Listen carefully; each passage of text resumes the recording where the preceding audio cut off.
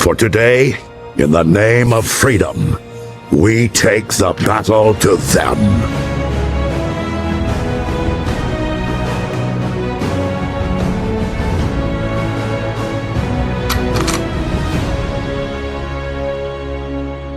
Hello and welcome to a video that I've been wanting to do for a long time. So if any of you watch Chris, right, 3C Films, obviously he's the main guy to go to for movie news and things like that. But he did it was like a few videos, like 4 so, a couple years ago, where it was this exact same idea. He did it for horror movies, he did it for, I think it was comedy movies, and basically, for the last, I think it's 109 days now, I have been commenting on every single fucking video that I can, of like reminding him to bring it back. He said that he would do it if he gets the idea. So, in the meantime, I'm going to be doing it, and I will be doing it for reading negative reviews on horror movies that I love. Starting off with, obviously, probably Curse of Chucky. Okay, this is my favorite slasher movie, and you know, from all of the big franchises, Nightmare on Elm Street, Friday the 13th, Halloween, Child's Play is the most interesting franchise because it's so tonally different. You know, you have the first 3 movies, which are like horror comedies, then the next 2 movies where Chucky has sex and wanks, then the next 2 are like horror. And I love Curse of Chucky because of how serious it is. So, let's get into the first one. Let's start. Okay, Annabelle does it better in horror terms, but this one has a better story. It's shit also. Okay, right. This we're not starting off good, are we? This review is literally comparing my favorite horror movie to my least favorite. Many of you don't know this. I did watch Annabelle last year. I watched The Conjuring and I watched Annabelle last year. Conjuring 2 and 3 I watched this year. Annabelle is my least favorite horror film of all time. It is utter garbage. I just don't understand why people love it. It is so boring. Yes, okay, obviously I know that it's not the typical like killer doll movie. Obviously Chucky is the movie to watch if you want a doll with a personality. But Annabelle literally just sits there. And then the doll itself does nothing. It is just a porcelain doll. And, you know, even the demon itself, the movie had one good scene. And that is the elevator scene, like when the woman goes into the basement or whatever it is, and you know Malthus is just standing there, and every time the door closes and opens, you think Malthus is gonna come, but he's still standing there. That is just one of the best scenes from the Conjuring universe, in my opinion. It was fantastic, but apart from that, it's a terrible film. It is so boring. It's not scary, and Curse of Chucky. Chucky is like the least scary horror villain. Okay, apart from maybe Jason. What'd you say? Apart from Jason, Chucky is the least scary. And this movie at least had some really good horror sequences. So I will heavily disagree on you with that. The story I will agree with. I really like the story in Curse of Chucky. But yeah, I cannot even begin to think about comparing Curse of Chucky with Annabelle. Horrible. Played out would be a 0 if not for lesbians. I'll let that one slide. That one makes sense. I don't understand why everyone is afraid of this fucked up doll. Just kick him or arrest him, sir. Oh, I forgot that Nika can't. That is literally the entire point of having... Oh my god. People, man, they confuse the hell out of me. The whole point, I don't like explaining shit. The whole point was that people kept saying you can just kick Chucky. That's literally the reason why they had the character of Nika put into a wheelchair. Very slow movie, too much attempt at background story right at the beginning. It felt like nothing had happened. Chucky didn't pop off until like 10 minutes at the end of the movie, so it's kind of like, why even call it a Chucky movie? Absolutely disappointing. see, as much as I disagree with that, I can't help but somewhat understand where they're coming from, because there are plenty of movies, like I said with Annabelle, there are plenty of movies where they are just slow, and you can't really sit through them. Like, I can understand why people find like The Conjuring boring. Mainly if you watch on rewatch. The Conjuring on the first watch is like phenomenal. All right, I love The Conjuring, and even on rewatch, you still have that sense of intensity, even though you know that nothing's gonna happen. But yeah, with Curse of Chucky, obviously, again, it is a very slow movie. It's very much like the first one, but that's actually why I like it. It's kind of like why I prefer the original Child's Play to Child's Play 2, because with Child's Play 2, Chucky is a lot more active and a lot more like he runs around a lot more, and it's less scary to me. With Child's Play 1988, obviously you don't have Chucky speak, very much like this movie. You don't have Chucky speak and act up until like halfway into the film, and that's actually why I quite like it. But yeah, this movie is not boring. I really like all the character. Well, Nika, you like Nika, but the other characters, Ian, Bob, the kid, okay, excluding the kid, they're just dickheads, really, and you absolutely hate them. But that's what the movie is trying to do. It's making sure that you hate these characters. So yeah, I really enjoyed the story, and I know a lot of people feel the same way. But there are people like this, of course, who do prefer a movie more like Insidious, where there's things sprinkled out throughout the film. So yeah, I can understand where you're coming from with this one. Moving on to another one, which is really interesting. Halloween Kills. This is a film that I absolutely love. It is in no way a good movie, okay? Like, I know a lot of the things I'm going to see now are probably going to involve the writing and stuff, but there's just movies where it's like a guilty pleasure. You just love them. And I really enjoyed Halloween Kills, and to be honest with you, it is not the best. Obviously, the best in the Halloween franchise is still the original, and I'm not really the person to suck off the original in franchises. A lot of the times I do prefer sequels, but if I was to say my favorite of the Halloween franchise, it is Halloween Kills. Like, if you were to come to me and say, we're gonna watch Halloween 1978 tonight, I would be excited. But if you tell me we were gonna watch Kills, I'll be more excited, because I just enjoy Kills more just because of the type of film it is. So, let's move on to the first review. I watched the extended cut this time, and it's still awful. It's so clumsily written, its tell don't show thematic aspirations are embarrassing, the plot is almost non-existent and spins around in circles, every character is a moron, and none of them act like real human beings, and it's dreadfully boring. The kills are brutal, but they lack context, suspense, atmosphere. It's ugly, shaky, poorly edited, and I think its major ideas are either bad or horrendously executed. Genuinely the least pleasant Halloween film to sit through, including the incest one. See, I knew what I was getting myself into with this one. Again, I'm not disagreeing. I do, especially the, one of the later points of saying that it's shaky, it's poorly edited. The shaky camera, I think, actually helps with the type of movie it is. But the poorly edited point, I 100% agree with. On God, that is so true. The movie is really strangely paced and edited. There's certain scenes that don't go well together at all.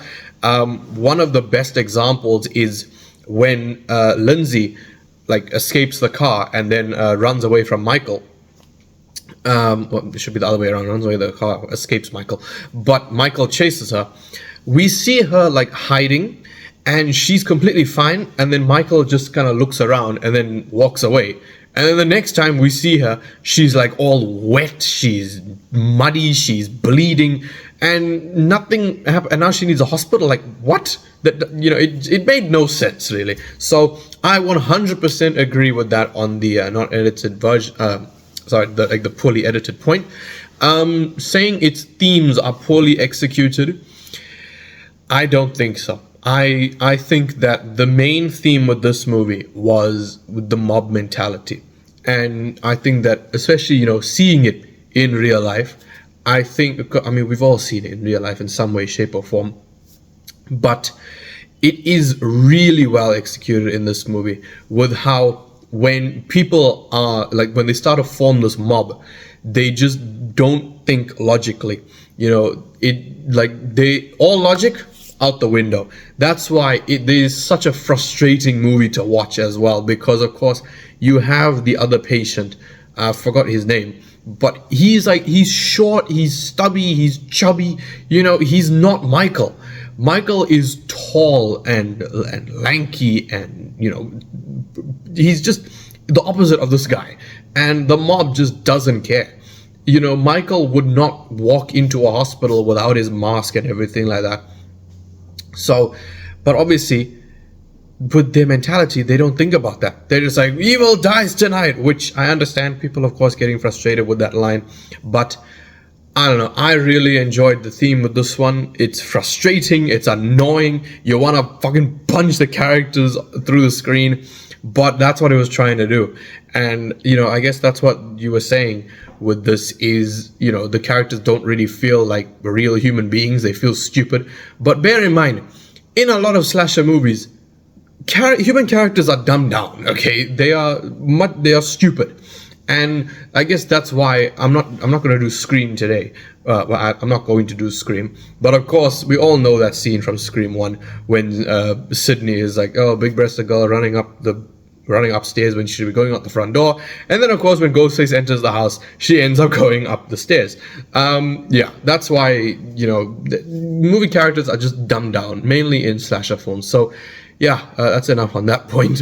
Next one. Any type of movie you set out to make is a very expensive endeavor. If you are going to cast anyone for a part, use them to full capacity. Make them worth your investment. Halloween 2018 had Jamie Lee Curtis reprise her career, to take command, and she delivered with flying colors. Halloween Kills took Jamie and stuck her in a hospital bed vomiting out meaningless monologues. It was a school theater filmed with professional equipment. The trauma on the town taking its toll was a nice touch. It made this horror spread out to more of an open world. The focus of the movie began to juggle with past and present characters without making it relevant to this trilogy. Again, I can understand where you're coming from with this, especially with, Jamie Lee Curtis, because of course, if you were watching season 1, I hate to go back to Chucky, but season 1 of Chucky, they mentioned, they think Jamie Lee Curtis is going to win an Oscar because Halloween Kills was about to release. But yeah, she spent the entire movie in the hospital bed talking. Or sleeping, I mean, Jamie got paid well that day. She literally just got paid, and she just sat there like, it was a good day for her. But yeah, with the juggling between the old and the new cast, I completely agree with you. I think that the old cast were just there to be like, oh, here's characters from the original movie. You remember them? You remember the nurse? Yeah, it's them. They didn't really serve a purpose.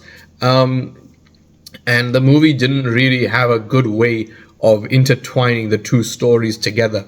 And I know that people hate Jurassic World Dominion. I know people hate it, but I love that movie in a different way. Obviously, compared to what it could have been, it's garbage. But as a movie itself, I really enjoyed it. But the way that they took the old cast and the new cast to, bring those two stories together at the end was just fantastic. I really did love it, especially when you see like how differently each of them are living. The old cast is like, they are thriving currently, and the new cast, they are just in the middle of nowhere. And then Maisie gets taken to Biosyn. The old cast has to go to Biosyn, and obviously throughout all the chaotic events throughout the movie, they end up in the same location, and it's just really satisfying to watch. This movie, they just kind of chucked in the old characters for no reason and then killed all of them off. Apart from Lindsay, who, I mean, it's a shame Halloween Kills was the last of the franchise, man. I wish that they had made a continuation. If Blumhouse had made a trilogy, Could you imagine what they could have done with the next one? It would have been the awesome showdown between Michael and Laurie, and how Lindsay would have been useful, you know? But yeah, I don't really know why they didn't just kill Lindsay off. They literally killed everyone. They killed the nurse, they killed Tommy, they killed whoever the other person was. But yeah, it was really strange. So I wholeheartedly agree with you that the movie didn't know what it was doing with the old characters, and it wasn't really relevant to the trilogy in any way, shape, or form. So yeah. Oh man, this is an interesting series that I'm doing here. Perhaps I should do more of these. Halloween Kills, making an adaptation to an anime film but sucking balls. If I had to sell my left testicle to get a memory wipe, then this would be the film I would do it for. Jesus Christ. What? Almost all of the characters are so fucking stupid. They have the equivalent brain length of a fucking Laguna, but also they seemingly like to die on a whim. Like one bitch who had a Desert Eagle and was close to killing Michael until he hit the door and the gun switch turned around and she pulled the trigger, killing herself. Plus there was a whole B-plot of a psych ward patient getting hunted down by dipshits who forced him to commit suicide. They also find a way to corner him and jump him like if you were in Los Angeles, and somehow the stretch out Jello kills all of them and says YOLO. How come they can bring in the SWAT and gun him down? How? I have definitely spoken enough on everything like that, but just talking about that kill specifically, that is literally the point of the movie. You probably just missed the bit of dialogue when earlier in the movie, I know I was just shitting on the writing, but earlier in the movie, the guy, I forgot his name, okay, he's dead now, but he took the gun, and she literally took the gun from him and said, I know how to fire a gun. So, you clearly missed the irony there, my friend, but it's okay, we all miss bits of dialogue, it's fine, we move on with our lives. Editing Shave here. I forgot to mention the last movie. I don't know how I forgot to record the actual name of it, but the last film is The Strangers. In my opinion, the most terrifying movie, just because there's no demons or anything like that. It is literally a home invasion movie, and a lot of people can relate to it. So yeah, let's just carry on with the reviews. Why is this getting sequels? Well, it got one sequel, my friend. The next are prequels. Still one of the worst horror movies I've ever seen. Stupid choices, teleporting villains even though they're human, cheap jump scares, or cheap scares. Killers could have killed them within 20 seconds, but it's more cinematic to just have them stare. Discount Michael Myers looking asses. One of the dumbest and laziest endings ever. Actual garbage. Okay, the stupid choices, I'm not going over this again. I said it. Movie characters, or horror movie characters, are dumbed down, but I think you completely missed the point of the movie, and I think that that's a common theme with some reviews I'm reading today, is that people just don't pay attention in the film. That they're saying that the only thing that any of the strangers say in the movie is one of the girls saying, because you are home. When the main girl asks Jordan, not Jordan, you idiot.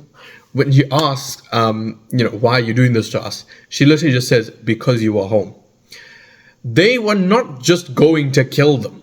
Okay, literally the whole point of The Strangers is that they were doing it for fun. They were doing it, for their enjoyment. They were just doing it to terrify them. They weren't just doing it, to kill them. If they wanted to kill them, yes, they could have done it in the beginning of the movie. There's no, oh my god, these people, oh, they frustrate me so much. I don't get it. Michael Myers looking asses. Look, you can't just, you just look at a person with a mask and call them a Michael Myers looking ass. You can't just do that, okay? If anything, if you had said Jason, I would have understood, because obviously everyone knows that in the second movie, Jason does have like a potato sack on his head. So, it would have worked if you had said part 2 Jason. But saying Michael Myers, like, come on, really? You can't just look at a guy in a mask and say, oh yeah, it's Michael Myers, oh, I'm so smart. You're not. But yeah, I really thought that this movie was just great for what it wanted to do, and that was have fucked up villains who just do it for the sake of. You don't dump your last cigarette in the sink like that during a stressful argument. Also, in a silent house, how could you not hear your best friend shouting for you? That is a best review I've seen today. Holy shit, that is so true. And that is something that has always bugged me with this movie. Is the house is complete, it's dead silent. It is dead silent. There's no noise going on. And this guy walks in and he's screaming. He's like, hello? And then he just gets fucking popped in the head. That is so true. Oh my god. That's fantastic. That is like the only thing I will agree with today with The Strangers reviews. But you know what? I think if anyone's review is going to change my mind on this movie, it's this next one. Just don't open. Just don't open. Just don't open. Yeah, honestly, I completely agree. And this is why you never answer the door for anyone. Okay, just stay in your home, and if anyone comes knocking, ignore them. No problems.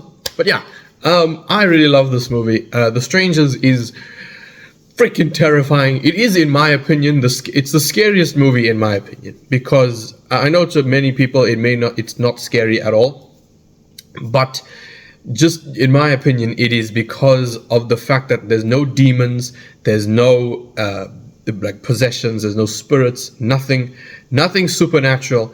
It is just a home invasion movie. And you know, imagine you are just at home alone in the middle of nowhere, and then these people just start surrounding your house. They enter your house. that was home and house put together. They enter your home, and you know, they're just terrifying you for the sake of. They know where you are. The Strangers definitely knew where she was, but they were just toying with her. And that's what I loved about the movie. It was just tense. So yeah, it was like Halloween on steroids, basically. But yeah, please just let me know, did you enjoy this? If you did, I'll happily do another one. Maybe not for horror movies, just maybe movies in general. Maybe I can do action next time. Those are like my two favorite genres, horror and action. But yeah, if you did enjoy this video, please leave a like, subscribe, and goodbye.